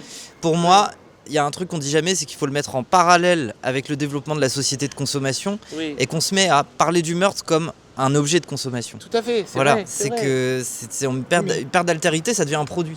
Et c'est ce qui m'emmerde aussi avec tout cet imaginaire. Bien sûr, il ne s'agit pas d'épouser ces idées-là, il s'agit de comprendre pourquoi il a fallu créer ces formes extrêmes pour chercher ce que tu ressortais de Deleuze par la déterritorialisation. Ouais. C'est-à-dire à quel point on doit laisser de choses derrière soi pour pouvoir enfin être pris par quelque chose de nouveau.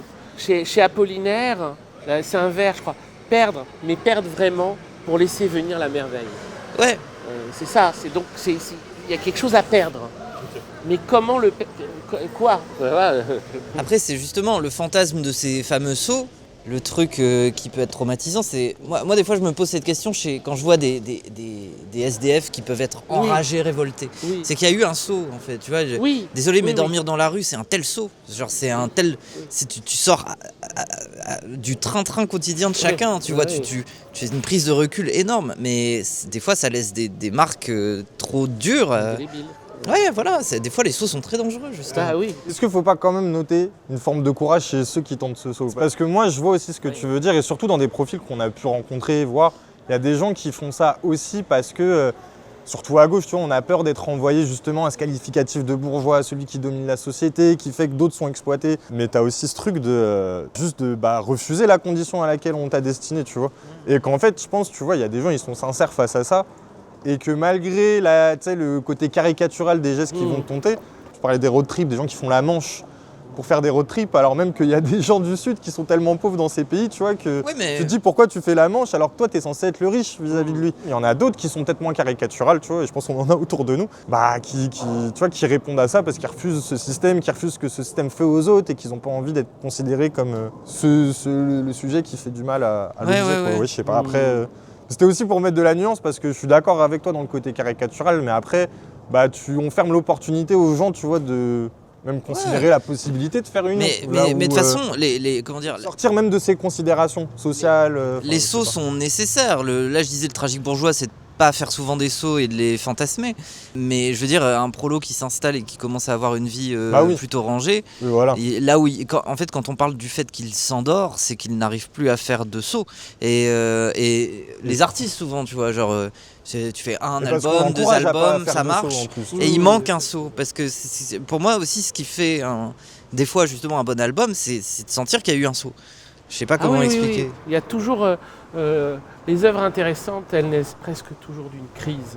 Ouais. Elles viennent pas de la simple déduction de ce qui s'est fait avant et d'une réflexion logico-déductive. Ça marche pas comme ça dans l'art. Mais du coup, c'est une crise. Mais pour en revenir du coup à Breton, c'est que oui, sa relation avec Nadja, c'est il vit à travers elle la disposition à faire des sauts. Et il est fasciné par le fait qu'elle est, dans sa situation, disposée à faire sans cesse des sauts. Oui. C'est-à-dire qu'elle est vraiment dans cette posture. Elle est sur une branche, elle observe. Oui. Et c'est de là dont vient sa mystique. C'est que, en fait, les choses ne sont pas bien rangées pour elle. Elle mélange tout. Et ça finit par être un instinct et quelque chose qui l'impressionne. Oui, parce qu'elle n'a pas le sol sous ses pieds. Elle a perdu la possibilité d'avoir le sol sous ses pieds. Donc elle est obligée de se raccrocher à des branches. Ouais. Et lorsqu'on se raccroche à des branches, on fait des associations poétiques. Oui, c'est ça. Oui. On découvre quelque chose que sinon on découvre pas. Oui, mystique. Mais c'est regarde, en fait, au fond, s'il y a encore dans des tas de sociétés un attachement à la sorcellerie, tu vois, comme des dénominateurs de pourquoi les conflits humains existent, pourquoi il m'est arrivé telle chose, pourquoi j'ai eu tel obstacle sur mon chemin. Pour moi, c'est tout simplement ça, quoi. C'est ce à quoi on se raccroche. En fait, et tu fais bien de parler de la sorcellerie et le rapport du surréalisme aux voyantes et à la sorcellerie, etc. C'est qu'en fait, il s'agit d'une différence avec la pensée rationnelle. On dit souvent que c'est irrationnel. En fait, c'est pas que c'est irrationnel, c'est que c'est une pensée analogique.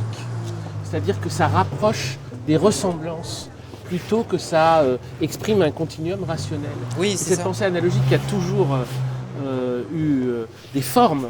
Que ce soit dans la poésie, que ce soit dans la voyance, dans l'image, etc. Oui. Elle a aussi son efficace. Oui, et d'où le fait que, justement, eux, c'est des gens sensibles à la gauche et tout ça, qui ont essayé d'aller au PCF et qui ont fini par dégager. Oui. Les surréalistes. Le communisme n'est pas analogique. Oui, ils les ont traités d'idéalistes. C'est des gros. Ouais, c'est ça. Mais le PCF veut discréditer quelqu'un et dit t'es idéaliste. Oui. Puis ils sont allés au PCF et ils se sont dit mais qu'est-ce que c'est que cette bande d'artistiques, ils veulent notre buzz, ils vont nous faire de l'ombre. Tu sais, il y a aussi ces considérations-là. Mais en fait, un des problèmes des fois du marxisme, c'est que sa stratégie, ça a été d'établir une rationalité beaucoup plus rationnelle que le rationalisme bourgeois. Même créer c'est une d'aller science plus de loin. l'histoire, de naturaliser cette science de Bien l'histoire, sûr, à travers la dialectique. Voilà, oui, et c'est vraiment d'être des logiciens excellents. Et je trouve qu'en partie, ils y ont largement parvenu, mais c'est des fois ce qui est stérile aussi dans cette pensée.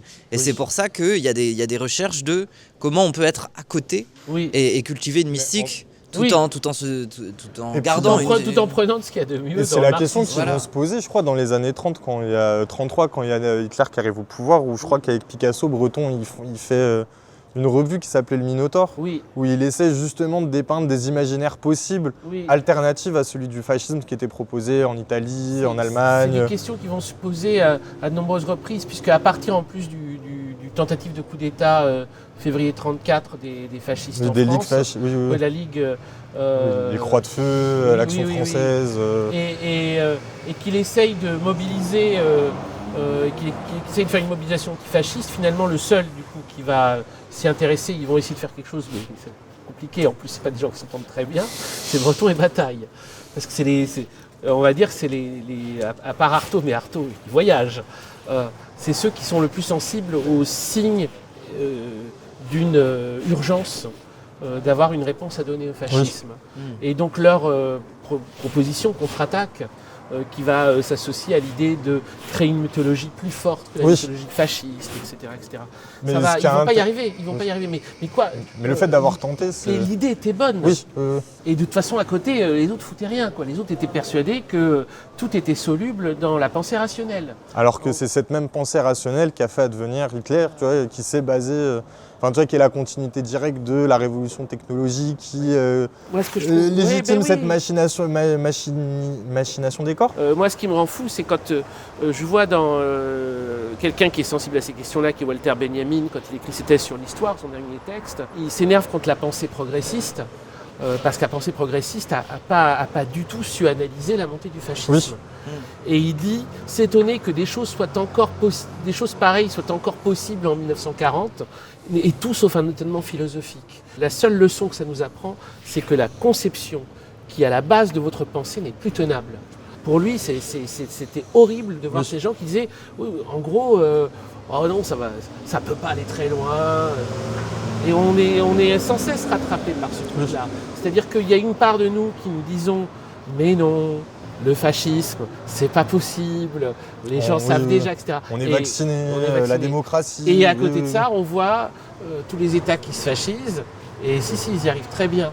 Mais si on leur répond uniquement par « vous n'êtes pas rationnel », le réel, oui. On va vous expliquer par A plus B que vous avez tort rationnellement. Zéro. Ça sert à rien, à part se donner bonne conscience. Parce que tout à l'heure, je parlais de critique du progressisme, pas qu'il ne le soit pas, plus qu'en fait, il se méfie aussi des questionnements qui est on va dire le progressisme n'est pas posé vis-à-vis de ce rationalisme-là. Mais complètement. Il y a une critique énorme du progressisme et du surréalisme, une critique du rationalisme, mais elle est à bon escient. Sur le moment et encore ensuite, comme il y a la rupture avec le Parti communiste, qui va se faire sur des questions à la fois théoriques et des questions à la fois politiques. Ensuite, ils vont cesser de me remettre sur le tapis des questions théoriques en disant, bon, comme tu as dit, le surréalisme est un idéalisme, ou alors vous êtes pris dans des filaments de pensée mythique, qu'en réalité on n'a plus besoin, etc. Ah, mais le communisme, avoir un lien avec l'art plus profond qu'un rapport utilitariste challenge, quoi. Oui.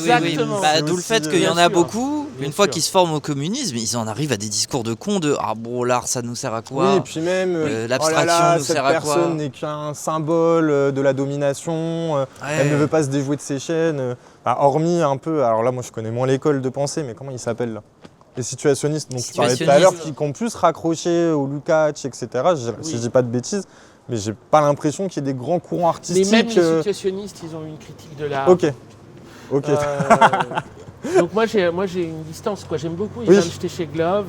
Ça m'intéresse, je lis, mais ils ont aussi toute une critique de l'art, genre dépassement de l'art, toujours le truc de dépassement de l'art, que je trouve très discutable. Bonsoir. Mais j'aime pas. Alors moi, on Bien. était Gare de l'Est, j'étais heureux. Mais peut-être que c'était pas la Gare de l'Est, que je suis fou, c'était juste Gare Saint-Lazare. Oui, c'est ça. Mais j'aime pas ici. J'aime pas ici parce que c'est que des quartiers de bureaux et des hôtels. Et il y a des passages qui sont magnifiques, mais vu qu'il y a que... Enfin, je sais pas, j'aime pas ici. Alors pourtant, c'est pas si moche, quoi. Et même la place de l'Opéra Garnier, en soi, Oui. ça pourrait être sympa. Mais c'est dégueulasse. Après, c'est pas Napoléon III, l'Opéra... Bah, en fait, c'est quand même c'est vraiment les quartiers Oui, haussmanniens, oui, c'est vrai, c'est vrai. Mais il y en a tellement, mais oui, vraiment le truc de la très grande avenue. Bah oui, c'est ça. Et puis même, tu vois, t'as tout à côté de la bibliothèque, j'ai pas le nom, mais t'as le restaurant Colbert. Tu sais, c'est que Louis XIV, tu sais que t'es pas chez toi, quoi. Oui, oui. Il y en a qui disent qu'ils sont pas chez eux parce que l'islam a gagné en France, ils ont tort, vraiment. C'est parce qu'il y a encore les signes de la royauté en France qu'on n'a pas gagné, mais qu'on n'est pas chez nous. C'est sûr. Le fait est que toute cette histoire continue à exister à travers les signes ostentatoires des rues, des cafés, des statues, partout, tout le temps. Est-ce qu'on peut dire que l'Empire n'a jamais pris? Et puis, en fait, c'est pas bête. J'y ai pensé, ça m'est venu comme ça. Ah non, C'est une petite idée comme ça. Je te donne l'idée. Oui, bah je te remercie. Ok. Et plus tard, cette séquence, il faudra l'inscrire comme c'est là où il a eu l'idée de sa série. Ouais, mais hormis les boutiques Reenactment. et les restaurants qui se remplacent les unes des autres, bah il y a rien qui change dans ces quartiers, voire même on essaye de les figer, quoi. En vrai, J'ai l'impression que hormis le nord-est de Paris, bah le reste de la capitale est morte et figée, quoi. la continuité entre l'époque de Napoléon III et celle-ci, elle est totale en termes, en tout cas, de la façon dont Paris est gentrifié, surgentrifié, ravalé, surravalé. Et c'est plus, comment dire, Ménilmontant ou Belleville où on envoie les gens, mais on les envoie même en dehors. Tu vois, c'est vraiment, ça doit devenir inhabitable. Les gens qui travaillent à Paris ne sont plus supposés vivre à Paris. Oui, oui. Et même pour pas les plus aisés, mais les cadres, etc. Maintenant, tu vois, même pour eux, ça devient compliqué, Ouais, quoi. mais... Oui, alors ils préfèrent pour garder du pouvoir d'achat aller en proche banlieue. Bien sûr. Mais oui, totalement, t'as raison. Voir en province et venir travailler à Paris. Et ce qui fait en fait que Paris, capitale historique des insurrections, ne doit plus pouvoir l'être. Et elle l'a quand même été avec les Gilets jaunes, mais c'est les Gilets jaunes venaient à Paris. Ici, alors c'était pas une insurrection telle la Révolution 89 ou quoi. Oui. Moi, je te jure que la plus belle manif que j'ai pu faire de ma vie, c'était là. Et c'était une manif pro-palestinienne l'année dernière, avant la dissolution, etc. Parce que on était rassemblement sur une place et ça se transformait en manif sauvage et on bloquait les routes sur les boulevards haussmanniens. Et bon, certes, tu vois, on n'a pas pris l'Elysée, non, mais symboliquement dans ma tête, j'étais en mode c'est possible, et de déborder aussi la police qui n'arrivait pas à nous arrêter parce qu'on passait par le Louvre, une autre partie du cortège passait dans un passage et je sais pas, c'était trop beau. C'était trop beau parce que c'était que des enfants qui n'étaient pas habitués, enfin des enfants, peut-être des jeunes 18 à 20 ans. Ah mais je te jure, tu vois, peut-être pour eux c'était leur première manif aussi qui était là, qui sont pas les sociotypes que tu as l'habitude de voir en manif de gauche, mais qui débordaient du cadre de ce qu'on leur avait habitué à, enfin de ce à quoi nous on nous habitue, tu vois. Exactement. Du coup là de prendre les boulevards haussmanniens. Et c'est pour ça que je comprenais quand vous aviez fait votre stream en début d'anné, là, en septembre je crois, où vous plaignez de l'échec du 10 septembre. Du 10 septembre. Et que vous parliez aussi du problème urbain. C'est-à-dire qu'avoir enfermé les gens dans un parcours qui est toujours le même, République, Bastille, Nation, fait que ça ne peut jamais leur faire peur. C'est une balade, on tourne en rond et puis c'est... la fin de l'événement. Oui, exactement. Et les Gilets jaunes, c'est là où ils ont eu peur, parce que soudain, c'était pas dans le même quartier, c'était dans leur quartier. C'était le quartier du pouvoir, près de l'Élysée, pas loin. C'est pour ça qu'ils ont commencé à flipper. Il y a l'hélicoptère et tout ça. C'était très instructif. Ça dit bien, en fait, à quel point un très grand nombre des manifestations sont des manifestations entre guillemets sous contrôle, quoi. C'est-à-dire genre c'est bon, on connaît leur parcours, on sait où ça commence, on sait où ça finit. Demain on sait que ça recommence à zéro. Le 10 septembre, ce qui était marquant, c'est que Place de la République, c'est le rendez-vous pour beaucoup de gens. Place de la République, le cordon pré-anassé était préparé avant même que les gens arrivent. Oui. C'est-à-dire que pour rentrer, tu rentrais dans la nasse. Et oui, il y a un truc un peu improductif. Et ça fait peur parce qu'en fait, toute la géographie est faite pour intimider. Le Paris post-1848, c'est un Paris qui est supposé être vraiment intimidant pour le Parisien. Et voire même exclure le Parisien. Puis en plus, avec maintenant le touriste. Et toutes les rénovations de la ville sont allées dans ce sens. Jamais, évidemment, ça n'aurait aucun sens pour eux de faire une ville pour les Parisiens, mais c'est fascinant à quel point, à chaque fois qu'il y a eu des grosses périodes de réurbanisation, chaque fois les gens qui y vivaient ont dit « on se sent plus chez nous ». C'est typiquement, sous Pompidou, ils enlèvent le trou des Halles, là, ils enlèvent le marché des Halles, ils l'envoient à Rungis pour développer le surgelé. Et en fait, en gros, sur le moment, les gens se plaignent. Les politiques disent plus tard vous verrez qu'on avait raison. Quand aujourd'hui on leur dit c'était mieux quand il y avait le marché, ils disaient oui mais les gens n'en voulaient pas. C'est vrai qu'en plus maintenant le marché à Châtelet est réduit à une petite rue qui va vers Montorgueil, oui. Mais qu'il n'y a plus de marché à Châtelet. Et puis après il y a le centre Georges Pompidou. C'était ouvert toute la nuit, hein. C'était un truc, c'était permanent. C'est le ventre de Paris. C'était quelque chose qui grouillait, qui vivait, mais qui faisait beaucoup de bruit en effet, qui était. Mais aussi c'était comme ça que la bouffe était bonne. Parce qu'à partir du moment où tu viens t'approvisionner au milieu de là, t'es sûr que la bouffe elle sera fraîche. Oui, tandis que si c'est à Rungis, tu vas pas tous les jours aller faire tes courses à Rungis, donc tu surgèles, etc. C'est pas le même sujet, mais c'est un peu le même sujet quand même. Si. Moi, je trouve que c'est lié, tous les changements de Paris qui sont faits toujours aux dépens de la population, quoi. On arrive sur la place Dauphine. Place Dauphine qu'on voit à peine de l'extérieur. Non mais les lumières ici elles sont magnifiques. À l'intérieur, mais ça va être. Combien de balades j'ai fait là, j'aime trop. Place Dauphine. Si c'est pas le Paris le plus accessible. Elle est là. On rentre par une petite rue. Donc, on va aller. Alors, il faut expliquer. Au cœur de l'histoire de la semaine de Nadja et de Breton, il y a une soirée qu'il passe sur la place Dauphine. Cette place Dauphine est bien un des lieux les plus profondément retirés que je connaisse, un des pires terrains vagues qui soit à Paris. Chaque fois que je m'y suis trouvé, j'ai senti m'abandonner peu à peu l'envie d'aller ailleurs. Il m'a fallu argumenter avec moi-même pour me dégager d'une étreinte très douce, trop agréablement insistante et à tout prendre brisante. Parce qu'à l'époque, c'était un terrain vague. Aujourd'hui, c'est une place qui est totalement captée par la grande bourgeoisie, les grands magasins. Du coup, il y a ce truc d'oppression. Oui. Moi, PNL, je crois que c'est Ademo, il dit quand il est dans les beaux quartiers, j'ai le regard froid qui fait peur aux riches. Alors, on va faire croire que je suis Ademo de PNL, mais j'ai le même sentiment quand je suis dans ces milieux-là. C'est vrai qu'elle est fascinante, cette place entièrement triangulaire, très souvent vide. Mais en fait, cette place, elle est remplie surtout l'été. Oui. Et surtout au mois de juillet, pas au mois d'août, parce que t'as les terrasses qui débordent et les gens viennent boire des coups. Ici, ça mange des huîtres, ça boit du champagne, tant mieux pour eux, tant pis pour moi. Mais oui. Le caveau du palais. Voilà, tu vois, on n'est pas sur... Le dauphin. Mais le dauphin, voilà. Ah il y a un dauphin ici aussi, c'est fou. C'est pas le même dauphin. C'est pas le même, mais quand même. Il y a aussi un dauphin. À la place Dauphine, le dauphin. Et donc c'est là où, quand il dîne, elle lui montre une fenêtre, elle lui dit... cette fenêtre va s'allumer en rouge. Voilà, et elle le fait.